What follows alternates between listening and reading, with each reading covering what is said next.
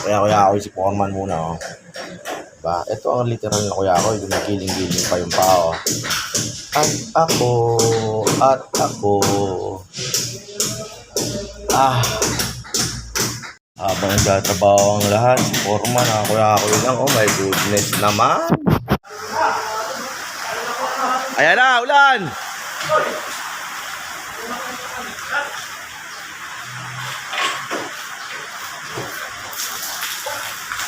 Evidence. What's up, bro? Shout out, bagyo kami ngayon. Ayan guys, oh. Kita niyo yung pattern na yan, yung tiniktikan.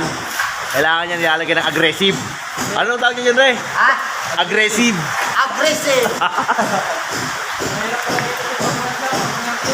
Kailangan tiktikan para di babakbak. Tapos lalagyan ng ano? Aggressive. Ito malupit siya. Ha? Traktor na kapaapa. Uy, tay-tay itlog mo, oh. Ha? Tay itlog mo. Ito, mula na lang. Grabe, oh. Lakas.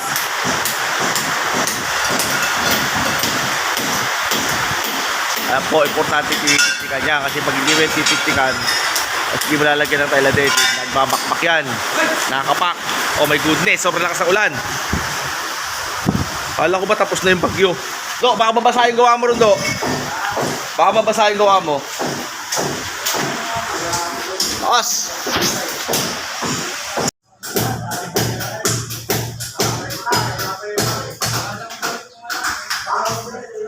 Jamming hilaw, jamming, oh. Si Junri pa na naman ngas-ngas, oh. Yan, oh. Tingnan. Kunti lang ang pokpok, titigil yan. Tapos, magdadaldal na naman yan. Baka masipag, ha? May picture kasi, eh. Oh, diba? Sabi ko sa inyo, eh. Oh, 5 pokpok daldal.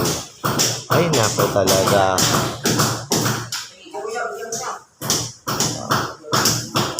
Oh, diba?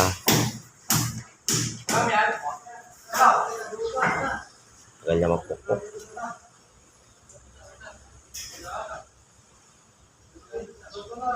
Pababa. Baka mangunguya ako. Ay, hindi. Mag-ayos na sinsay.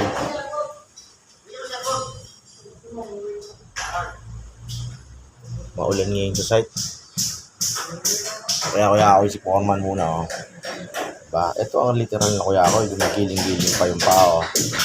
At ako.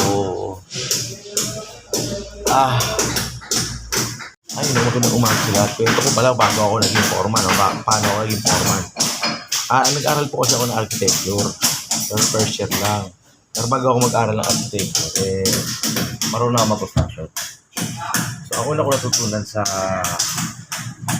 pagbabasa ng plano ay bakal. Yung pagbabasa ng bakal.